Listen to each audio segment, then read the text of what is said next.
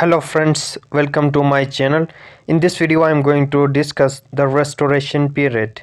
Though I have covered all the ages before that, I make videos on all the ages, and in this video I am going to discuss the restoration period.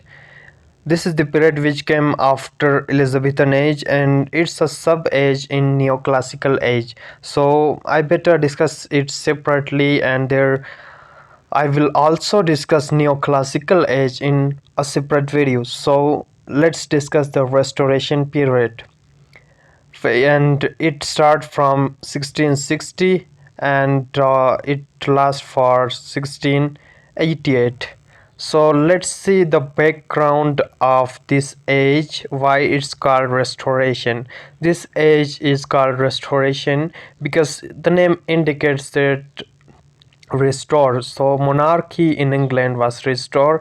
That's why its name is restoration period. So background goes like this. The restoration of monarchy began in 1660 when English, Scottish, Irish monarchies all were restored under Charles II, who was King of England.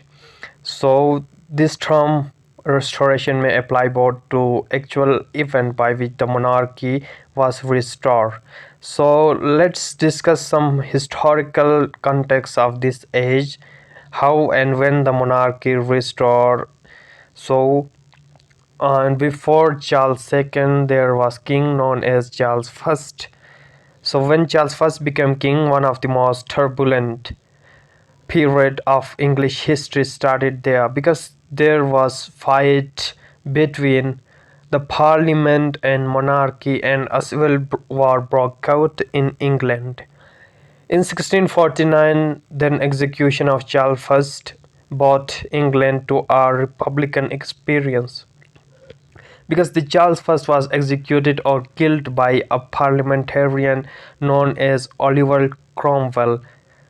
He was a leading figure in history, and Oliver Cromwell, he took office and after execution of Charles I.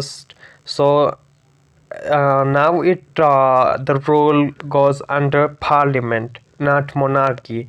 So when he died in 1658, the protectorate, means the Oliver Cromwell, he began to collapse, and 1660 the parliament voted to restore Charles II. Charles II, who was the son of Charles I, he just fled to France, and in 1660 the parliament voted to restore Charles II to the throne, so they called him back. So restoration of Charles II on April 1660, Charles II issued the Declaration of Breda, in which he made several promises in relation to reclamation of throne of England. So Charles II became king and monarchy re-established in England. So this is the beginning of restoration period. Charles II was powerless king and who is remembered for easy morality of his court, reflected in much of literary and artistic production of time. Now we'll see the cultural impacts of this age. So this event is as drastic as English restoration cannot be without its impact on society. So restoration comedy is very important part of this age. So it's a significant event, emergence of form of satirical theater. So there emerged a satirical theater known as restoration comedy. Okay, basically the writers used to write satirical writings. So these satire, basically these are sexually explicit comedies which poke fun at various social issues of the time. And The Country Wife and Rover, these are examples both produced during this period of uncertain social structure. And 1660, as you know that before that period the theaters were closed because the coming of Puritans. So in 1660 theaters were reopened after Puritan closing, and a new type of theater characterized by comedy of manners was introduced. So basically, comedy of manners is a satire on upper class. It's a satire on their manners of their living of aristocratic class. So far, it's exaggeration of manners, mores, and moral of upper class.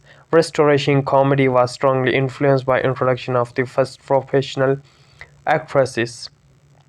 So, and you know that before that the females were not allowed to act. So in this period the females characters were introduced, and Neil Gwan was one of the first actress and mistress of Charles II. And there are many differences between Renaissance drama and Restoration period. We'll see. First of all, the audience to whom it was addressed, and besides, numerous changes were applied in a stage design. So you see the design of stage of Restoration, and so new theaters with a roof set, sophisticated ways of stage lighting, women actors were built. So it's a theater set Dorset Garden. And Restoration literature is concerned, there were also far-reaching effects on literature, and a new stream of writing known as Restoration literature was born. So literature of this period was laudatory, ode. So ode is a type of poetry, a lyrical poem which is irregular in its meter, and it's addressed to a particular subject, glorifying an event or individual. So rise of art that gain a new life with restore aristocracy, and eschatological literature which is concerned with death, destiny, afterlife, that shows an increasing despair among Puritans. And classical such as John Milton's Paradise Lost and Earl of Rochester's Sodom were written during this era. And poetry of Restoration is concerned, the characteristics of poetry of that age include it was formal, intellectual, and realistic. And the most prominent poet obviously is John Dryden, and his famous work include essay on dramatic poetry. And the Restoration was age of poetry, not only poetry but also most significant form of literature, as poems affected political events and reflected the times. And there was also a work done in prose genres as well, and most prominent name is Matthew Arnold, and he was considered the he laid the foundation of modern prose. So modern prose began in Restoration.